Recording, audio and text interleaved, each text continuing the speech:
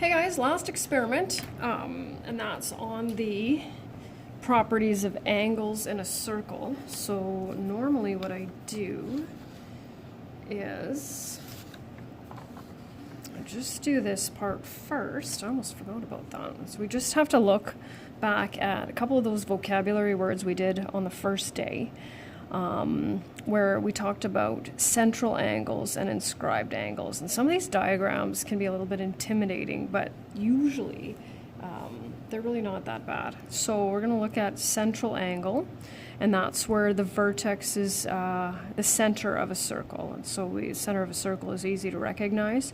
Two correct ways to do that: angle BOA or angle AOB. So angle BOA, and I'm only going to do the two ways just for this one, and then after that I'll pick one.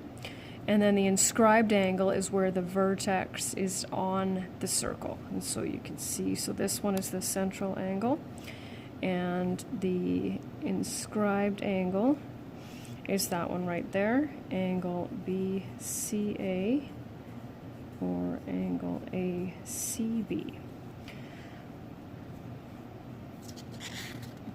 So I guess I might as well just explain this here. It says the inscribed and central angles in this circle are subtended to be opposite to and extend from one side to the other by the minor arc AB.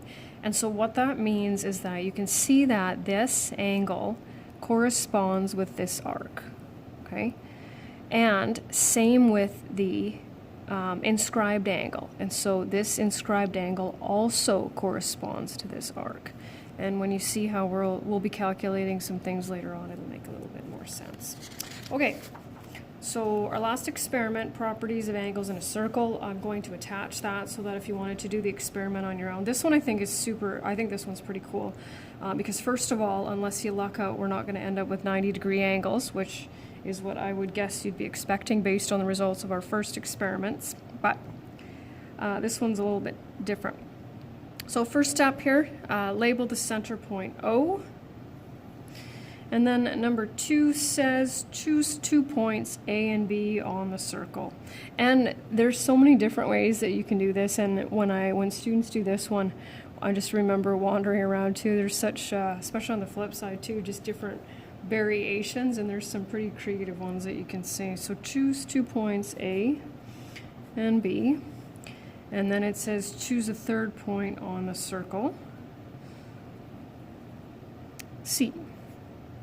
And then it says join AC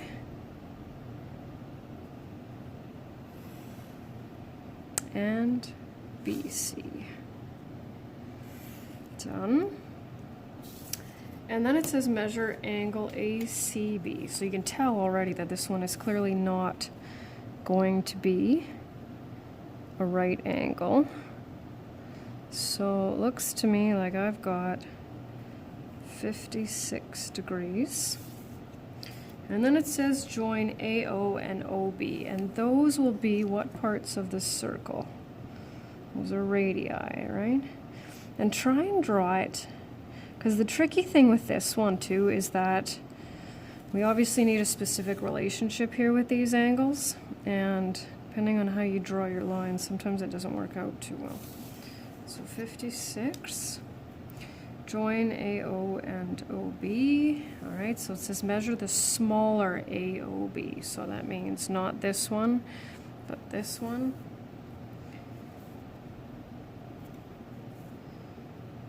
And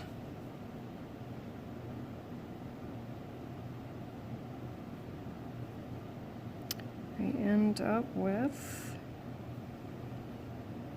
hold on a second.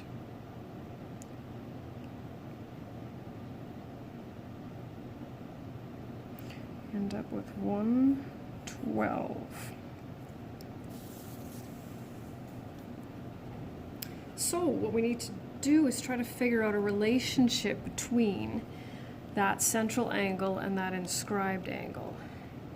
And it's maybe not quite so obvious, but normally what I do is I help students a little bit with these two numbers. So there's a relationship. If you take 56 and double it, what do you think we're going to get? 112. And if you take 112 and half it, we will end up with 56. So angle ACB, which is the inscribed angle, is half the measure of angle AOB. And you could write it the other way, so you could say angle AOB is twice the measure of angle ACB. Whoops. Put the second one over here. There it is. So this is on the flip side of that one. Label the center point O. This one I think is pretty cool. Mark 5 points A, B, C, D, and E in order on the circle. And if you're going to do this, this is super important to put them in order. Otherwise it gets completely and totally messed up. So I'm going to put A here, B here. And I would say try not to put them too close together. Not that it won't work. That would be my recommendation. D, and then E. And then it says join AB, AC, AD. Lots of lines to draw here. AB, AC, and AD, as well as EB,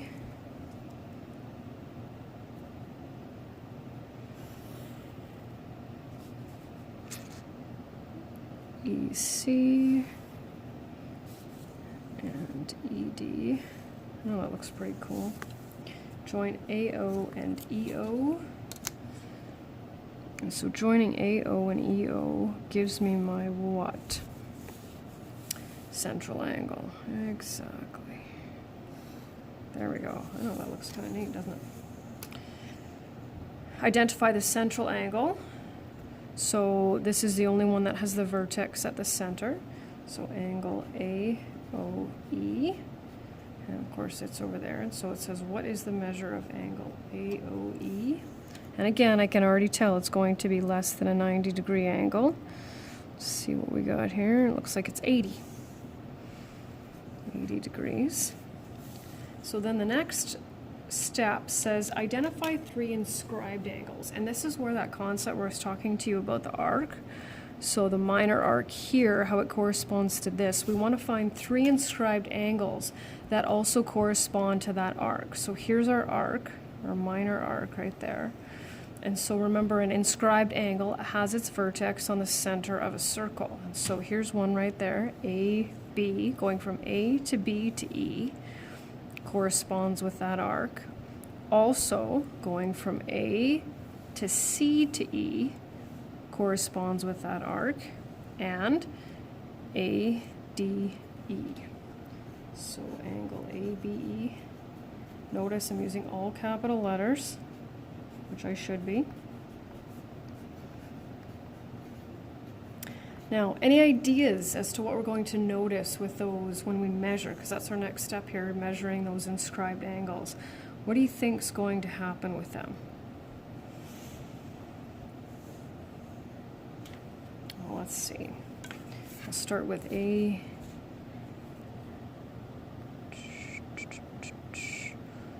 Oh, look at that, 40. And we already know there's a relationship, right, of being half. Okay, so then I have another one over here. Oh, look at that, it's also 40. Because we already know that the inscribed angle is half the central angle. And angle, this one almost, well, yeah, I can make that one be 40 as well. So all of those inscribed angles from that central angle are 40 degrees and are half, right? They all have the same measure.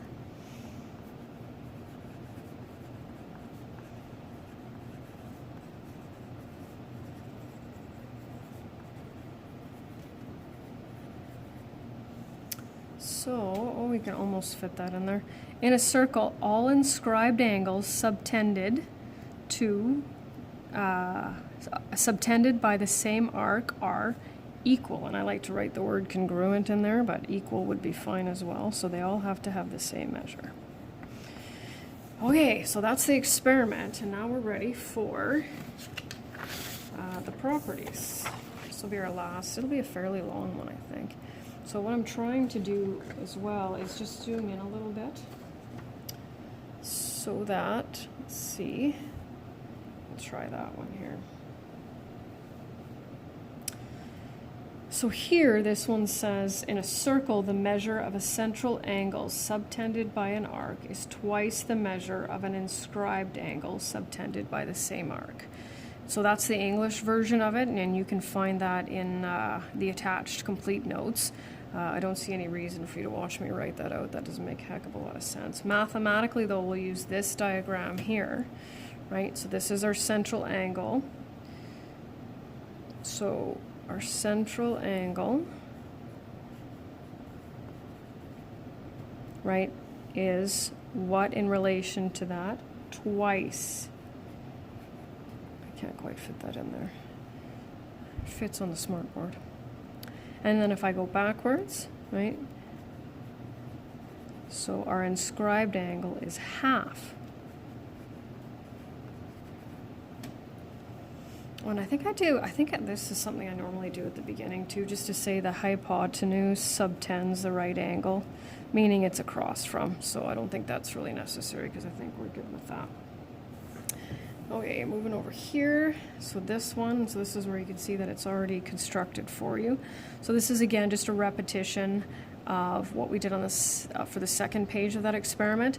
In a circle, all inscribed angles subtended by the same arc. This time it's a wider arc, right? It's a longer arc, but you can still see how this angle still corresponds to that one. So does that one, and so does that one. So they will all be equal or congruent.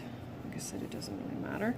And so we know that angle ABE equals angle ACE, which equals angle ADE. And then moving over to this side. So what do we know about these ones again? They will be equal.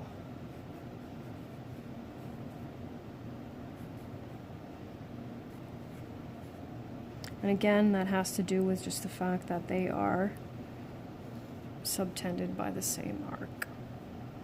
Okay, now we're going to get into the calculations here. You can see that central angle.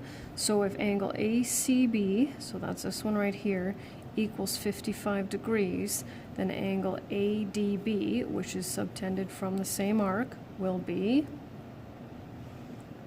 55 degrees. I hope I'm waiting long enough for you to think about that. It's a little hard to judge when you're not here. And here we go.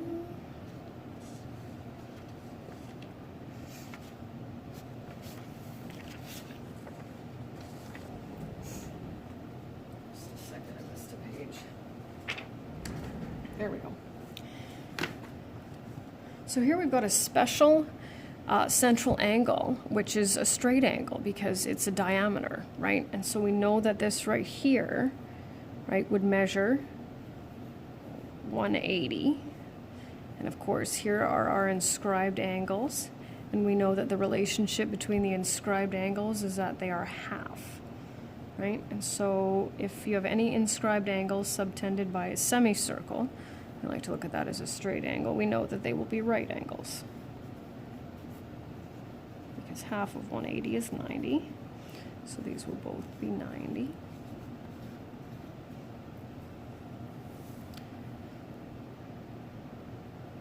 So you can clearly see here that we know this is a right angle, and we take this and we double it and get 180 degrees. If angle NOM equals 114 degrees, and feel free to put that in there, not that you have to, but if you find it helps you out. So what kind of triangle is this? I know we don't teach the types of triangles, right? They're scalene, isosceles, equilateral. This one's isosceles because we know that OM is a radius, ON is a radius, and we know that all radii of a circle have to be equal, right? So if that's the case, then whatever's left from 180 has to be split between M and N, because those angles will have to be equal. So we take 180, subtract 114, and we end up with 66. And 66 split between two angles means they will each be 33 degrees. Almost done. This is getting to be a pretty long one. So what you have to do when you're looking at these is you have to determine, oftentimes it's, okay, do I double the angle?